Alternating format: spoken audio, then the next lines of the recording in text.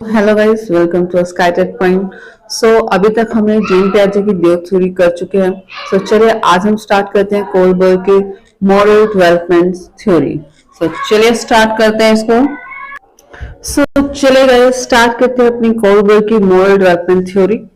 जो कोलबर्ग है वो एक जो इसकी थ्योरी रही थी वो सोशल सेंट्रल थी। जीन पियाजे की जो थ्योरी थी मॉरल डेवलपमेंट से ये काफी प्रभावित हुए थे, तो उसी की थ्योरी को देखते हुए इन्होंने अपनी थ्योरी बनाई जो कि इंटरव्यू बेस्ड थी। और इन्होंने जो इंटरव्यू किए थे वो 10 से 16 ईयर के बॉयज के किए थे, सिर्फ बॉयज के किए थे उन्होंने। ये मेनली बात ध्यान रखना है यहाँ पे। अब इनकी थ्योरीज के 3 लेवल थे। इन 3 लेवल्स के आगे 6 स्टेजेस थी, हर लेवल की 2 स्टेजेस थी। तो इस तरह से हमारे पास 3 लेवल थे और हर लेवल के हमारे पास क्या रही थी, 2-2 स्टेजेस रहे थे। तो ओवरऑल इसके 6 स्टेजेस बन जाते हैं। चलिए आगे इसका नेक्स्ट पॉइंट पे रखते हैं हम। नेक्स्ट पॉइंट हमारे पास है कि जो उसकी थ्योरी की जो आलोचना जो की गई थी, इसका क्रिटिसाइज किया था वो कार्ल गिलेंस ने किया था, जो कि एक स्त्री मनोविज्ञान थी।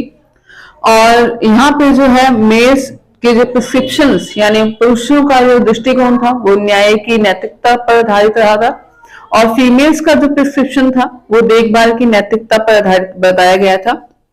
ये एक्सपेरिमेंट सिर्फ बॉयज पर किया गया था और थ्योरी जो है बॉयज और गर्ल्स दोनों के ऊपर बेस बताई गई थी, और बच्चों पर आधारित ये जो इसकी थ्योरी वो मानी जाती है। आगे हम कहते हैं इसकी कुछ इंपॉर्टेंट बुक्स। कोलर की इंपॉर्टेंट जो बुक्स रहेगी वो थी the psychology of the moral development, meaning and measurement of the moral development and child psychology and the childhood education. ये जो इसकी 3 जो है मोस्ट इंपॉर्टेंट बुक्स इसकी रही थी। आगे हम बात करते हैं मोरल टर्म्स जो रही थी कोलबर्ग के अकॉर्डिंग वो क्या थी। मोरल जो इसकी टर्म्स है उसमें सबसे पहले है मोरल डायलेमा यानी नैतिक असमंजस यानी दुविधा की स्थिति। इसमें क्या होता है कि हमारे पास एक व्यक्ति के पास 2 रास्ते होते हैं, एक रास्ता ए है एक बी है।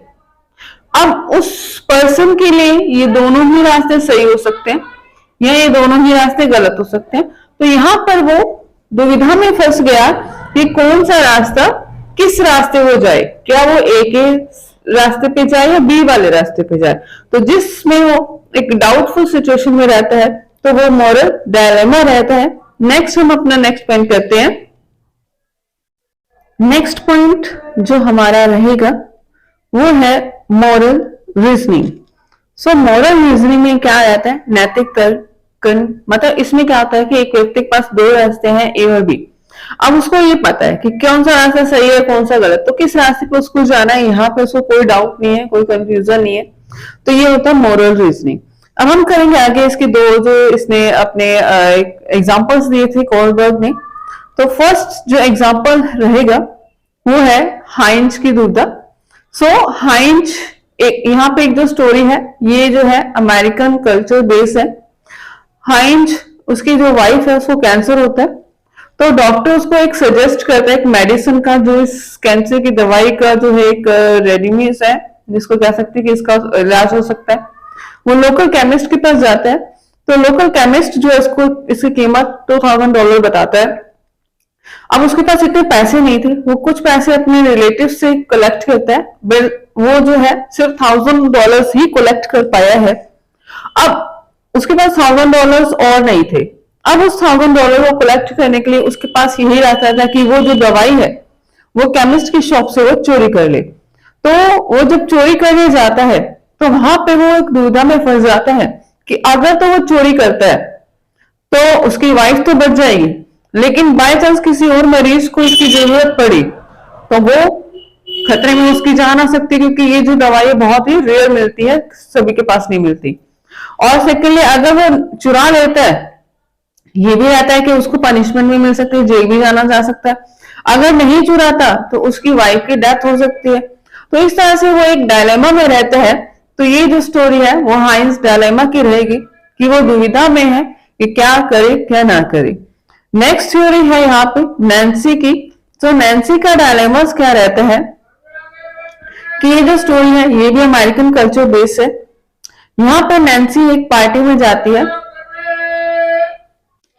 सो पार्टी में जाते वक्त उसको रास्ते में किसी का एक्सीडेंट होता मिलता है, तो वो पहले क्या करते हैं, वो एक्सीडेंट पर्सन को अस्पताल में छोड़ती है और फिर पार्टी में टाइम पे पहुंच जाती है। तो यहाँ पे ये क्या, उसके मॉरल रीजनिंग के उसको पता था कि पहले क्या करना है और सेकंड सिचुएशन में क्या करना है। तो यहाँ पर वो किसी के असमंजस में नहीं थी, किसी दुविधा में नहीं थी। तो यहाँ पे उसका क्या रहेगा, मोरल डायलेमा रहेगा। नेक्स्ट अब हम इसकी स्टेजेस की बात करेंगे अपने नेक्स्ट वीडियो में।